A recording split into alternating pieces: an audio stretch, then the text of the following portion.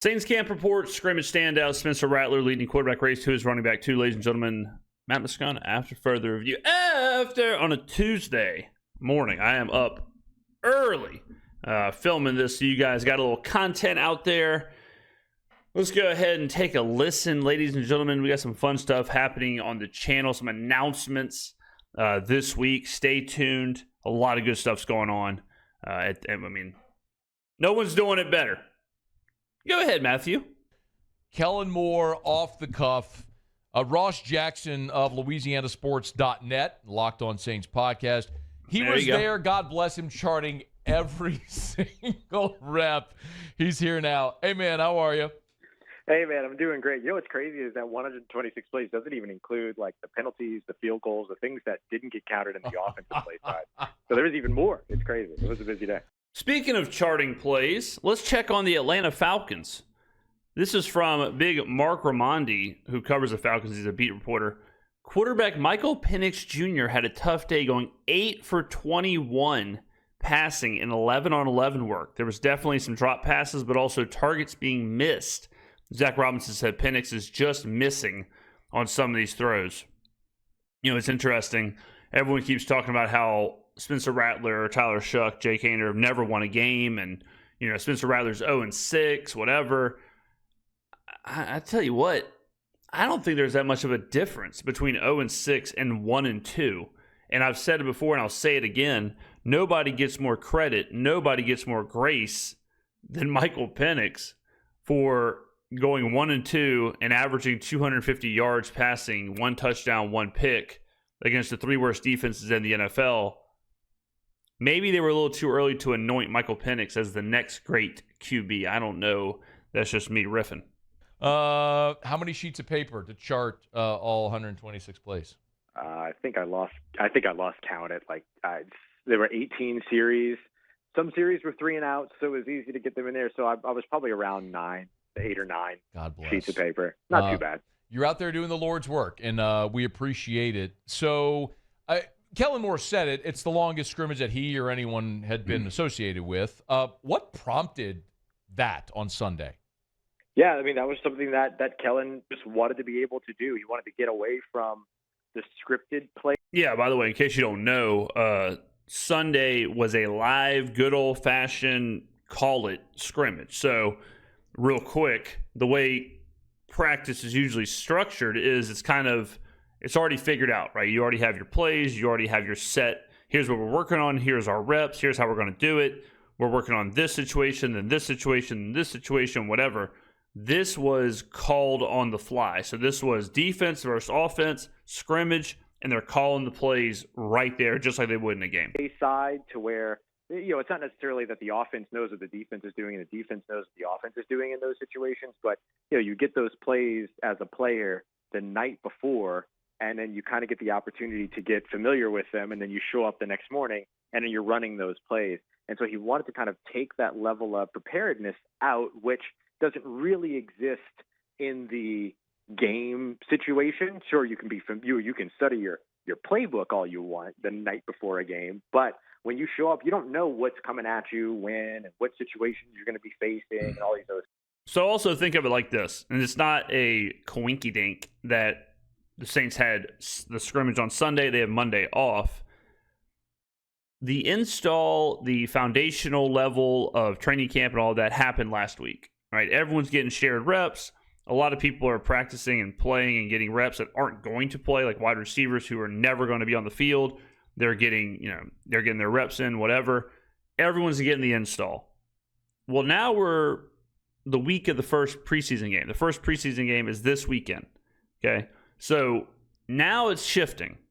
Now we're in that next chapter of training camp where, all right, it's less of the install, it's less of the shared reps, it's less of everybody gets a turn, and now it's more towards, okay, let's get ready to play a game in a week. So this gave them, over the course of 18 different drives, to be able to operate with different procedures, operate under different scenarios, different situations, different circumstances, and call plays that mesh and mold and change and ebb and flow the way that an NFL game would, and both sides of the football have it. Speaking of mesh, the mesh concept is doing me wonders over on the Kent State Dynasty College Football 26 on the gaming channel. If you're not watching it, go watch it. New episode drops tonight, Tuesday night. Go check it out. To respond to that, there were about 89 passes thrown that were counted.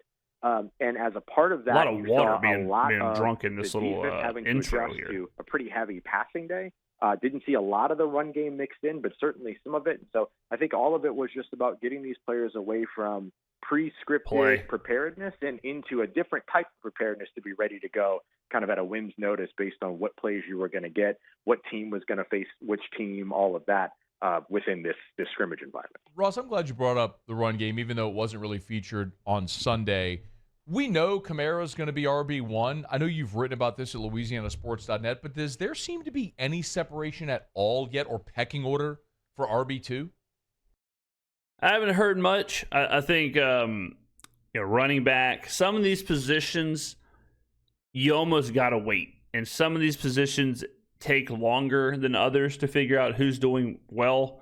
Like in this environment, it's easier for wide receivers and defensive backs to kind of show up versus running backs. Running backs, I think, will, during the preseason is when you're going to see a lot of like, okay, who's actually standing out here? Yeah, I would say that there's kind of tiers. And so obviously Alvin Kamara is in a tier of his own.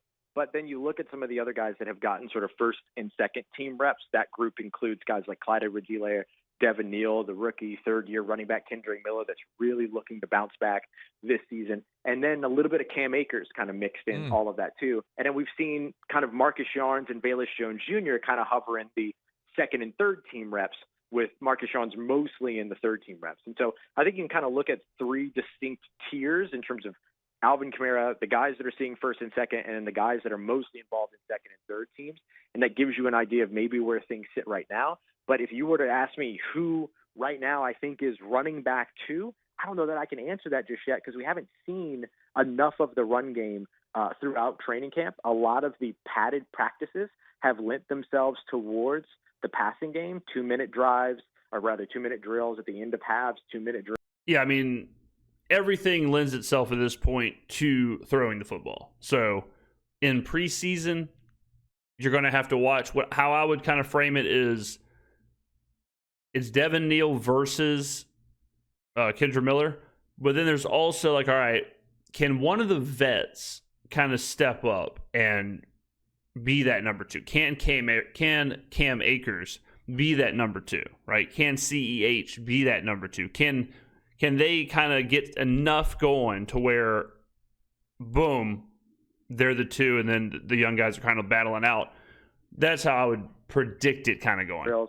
At the end of games, the first day of padded practices, we saw quarterback run game installs, all that. So I'm really excited to kind of really get to sink my teeth into the run game a little bit more of what this will look like for this team once we get to the preseason, and they've got to be able to kind of show that on the field in LA. And so I think that's when we're going to learn a lot more about this run game. Okay. Another good reason to bet on the Saints in the preseason. So I've said this for weeks. The Saints are going to be a bet-on team in the preseason because they have so many positional battles and they have so many people playing. Like a lot of teams don't even play their starters, right? Well, the Saints don't know who their starters are yet. And even if they do know who their starters are, they don't know who their number 2s are. So the Saints are max motivated during these preseason games. I mean, think about the running back room. Let's say Kamara doesn't play. Okay, well, you're still going to roll out like 3 or 4 pretty solid running backs who are running hard to compete for their job, to compete for a roster spot. That doesn't happen on other teams. And you can look at a bunch of different positions with the Saints, and that's exactly what's happening. So I think that's another good reason of where a lot of teams, you're in the third, fourth quarter, you're like, well, who the hell is even running the football? With the Saints, that won't be the case. You will know exactly who is running the football because it's going to be a player who's probably going to play on Sundays. As they head into the first preseason week here, they'll play the Chargers on Sunday. It's in an off day here on Monday after 126. By the way, we'll talk about this more throughout the week, but I will be live streaming the game. So come hang out with me on YouTube, Twitch, Twitter. We'll just be multi-streaming it, just like we do last year for a couple games. I'll mention it throughout the week. But yes, if you are watching the game, you might as well watch it with me. I can't live stream the actual video and audio of the game. That is copyrighted. But we'll be will be live, reacting, watching, commentating, all that fun stuff for the entirety of the game. Play scrimmage. It's a good time to just sort of pause, pull back, and assess the body of work so far at quarterback. 10,000-foot view, tell us what you see so far. Yeah, I think when it comes to the three quarterbacks that are kind of in this conversation, we know that there's two front runners. It's Spencer Rattler and it's Tyler Shuck.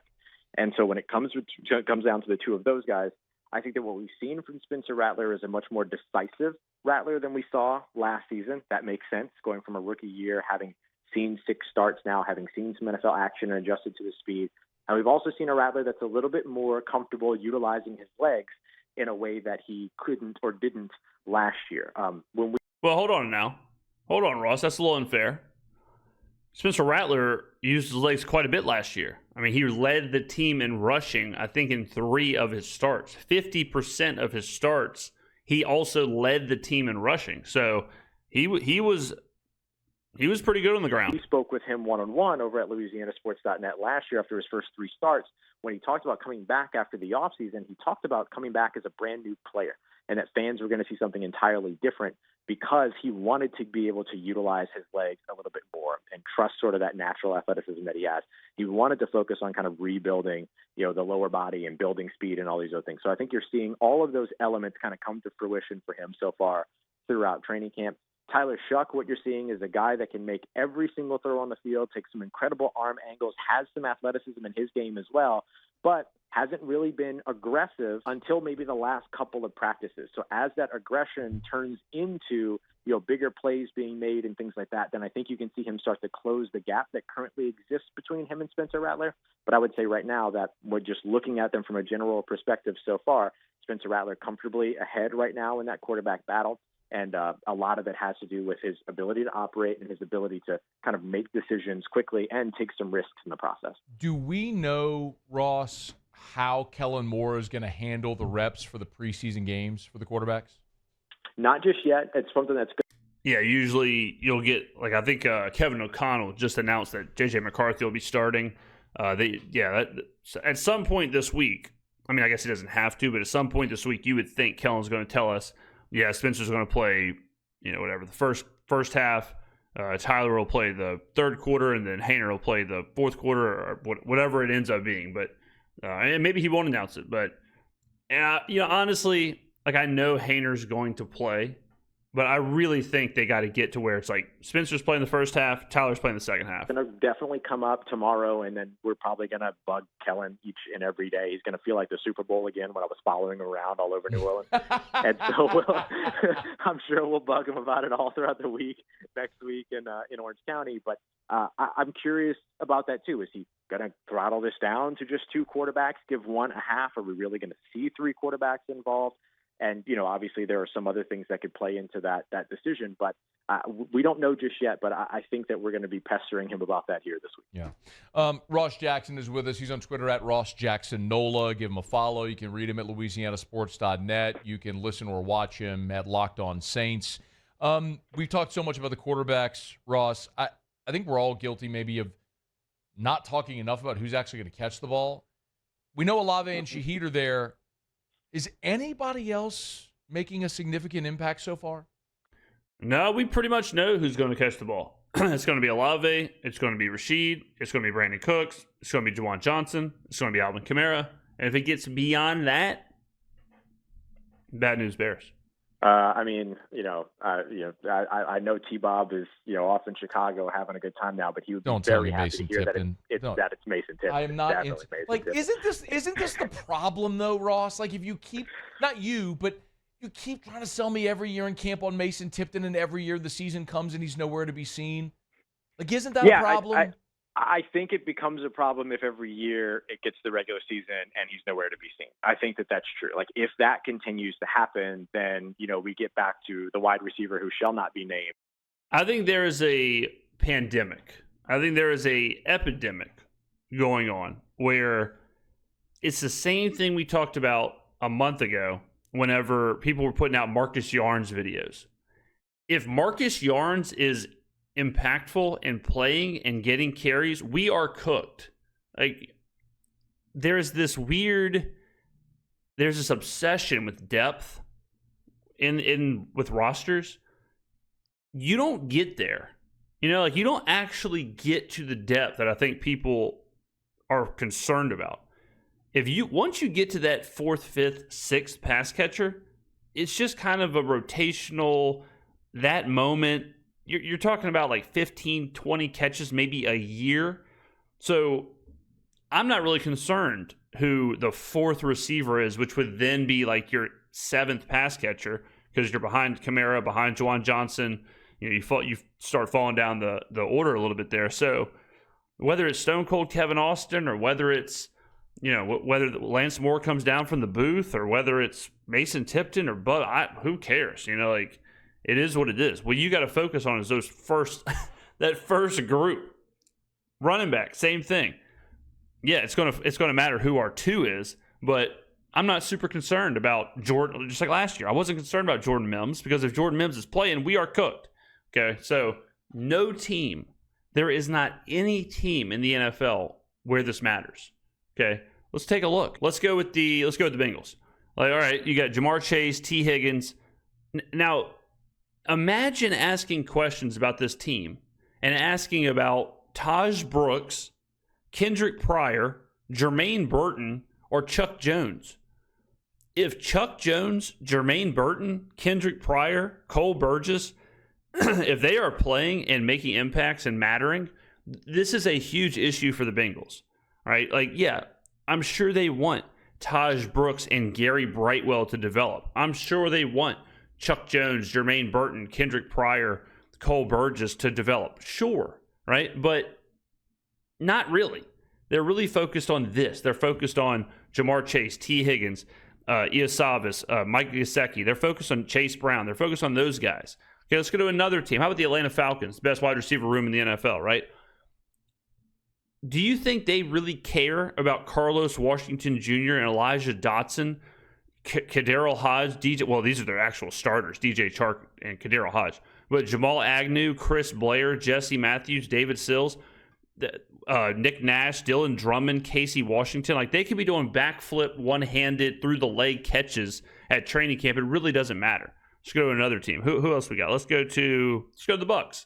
Okay, the Bucs may be the best wide receiver room with Emeka Egbuka, Chris Godwin, Mike Evans when healthy. Tez Johnson, rookie, right? It's like, okay, do you want to see something out of Tez Johnson? Do you want to see something out of Ryan Miller, Cameron Johnson, Jacob Harris, Sterling Shepard? Sure, but in the grand scheme of things, like, it's really not going to matter. I mean, even MVS last year. For us, MVS was our best receiver, and he only got what did he get? 17 catches? Wasn't it that many catches? The Rams. If a beat reporter, how insane would it sound if a beat reporter for the Rams asked Sean McVay or whatever? Look, we know Puka Nacua, Devontae Adams are going to catch the ball. We know they're there. We know Tutu Atwell's our third, but tell me a little bit more about Kanata Mumpfield. Tell me a little bit more about Britton Covey. It's like, brother, who cares? You know, like, does it matter? Does it matter what Kanata Mumpfield is doing at camp? Is Kanata Mumpfield, is it an issue? Because we are so tunneled into the Saints, we do ask questions about Mason Tipton, Cedric Wilson Jr., Stone Cold Kevin Austin. Right, but just like I'm showing you we're asking about Cam Akers, we're asking about Devin Neal, we're asking about Kendre Miller. But if you just go to another team and you take off the blinders, it is bananas to ask about Kanata Mumpfield. It is bananas to ask about Ronnie Rivers and Jarquez Hunter and Britton Covey. Right, so this part of the convo. When I see these videos pop up, when I see these headlines pop up, you know, I'm just like, yeah, we're kind of wasting our breath here talking about, like, these guys are not supposed to be good. They're not supposed to be involved. They're not supposed to get, you know, have any impact at all. They are literally there just to fill the roster. Kind of territory. And so I think that for New Orleans, like they would certainly like to avoid that for sure. But I will say, like, Mason Tipton is standing out each and every practice so far. Last year, he was standing out early, but then he had that injury, and that kind of set him back a little bit from getting comfortable with the offense, which was, a very kind of run-heavy offense. Anytime you hear, from now on, I want us to play a game. Anytime you hear someone talking about Marcus Yarns or whatever, or Mason Tipton or Bub Means or Cedric Wilson, I want you to replace their name with Ronnie Rivers or Kanata Mumpfield or Britton Covey and act like you're listening to something about the Rams. Because if you do that immediately, you're like, okay, I'm never going to be concerned about Kanata Mumpfield. I think this one will be too, but is going to ask a little bit more of its wideouts. And I also think, too, that one of the reasons why we're seeing Mason Tipton stand out so much is because we haven't seen Brandon Cooks overly involved. And I think that's by design. Brandon Cooks, Demario Davis, and Cam Jordan are all guys that have kind of been paced into the installation and throughout practice, but not overly utilized or overly featured in practices. And I think that's because they know what these guys are going to do, and they know that those guys know what it is that they need to do as the veterans of the roster. And so I do think that there is a truth to the matter, too, that when you get into the regular season, you'll see Brandon Cooks a little bit more than you're hearing about him in training camp, and that's... Yeah. Yes. Like, 100%. Again, like these veterans, the same with Kamara. Like, I don't care how good blank third string, fourth string, fifth string running back. Alvin Kamara is the starting running back. I don't have to see it in training camp. I don't have to see Demario Davis in training camp. I don't have to see Brandon Cooks in training camp. We know what we're getting. Probably going to impact the opportunity and ability for a guy like Mason Tipton to really cash in on that momentum that he's building here in training camp. All right. So much focus on the offense naturally with the quarterbacks and offensive-minded coach, all that stuff. It is Brandon Staley installing a new defense. Anything that is maybe the biggest storyline on the defensive side so far, good or bad? Yeah, I think over on the defensive side, a good thing that I would highlight is I think the defensive side has a lot more talented young depth than the offensive side of the football has. And so that's good for this defense. Remember, very quickly, question marks are becoming answers. Very quickly, question marks about the secondary is turning into young, talented depth. Okay? Very quickly, we're not sure what's going to happen, at safety is all of a sudden becoming two veteran leaders at the safety positions. That's why we got ahead of this. That's why we got ahead of everything. We saw it coming from a million miles away. And now this narrative is shifting, which we predicted, but you're hearing it a lot now. You're hearing it a lot that, no, actually, secondary's pretty young and talented. No, actually, yeah, edge rushers, we got a lot of talented young edge rushers here. No, actually, hold on a second. Like, remember, guys, and I might do a video on the 3-4 just so we're on the same page. But remember what you're being asked to do now, or what these players are being asked to do now. Brian Brzee last year was being asked to do something very different than what he's asked to do now. Now he's way more focused on pass rushing. He's way more focused. Now Godchaw is basically, I would assume he's going to start. Godchaw is basically the guy in the middle who is stopping the run. I just uppercutted my microphone. Godchaw's in the middle, right, dealing with the center, trying to handle both gaps, stop the run. Meanwhile, you got Brzee doing his thing out wide a little bit, and then the versatility of the 3-4 within itself. Like now you got Chase Young, Carl Granderson way on the outside, trying to be a little bit more athletic, utilizing them. The positional definitions I don't believe in anymore, but what would the old school designation of outside linebacker or whatever, but totally different defense. A lot of people aren't giving it credit for how different it is than what was going on last year.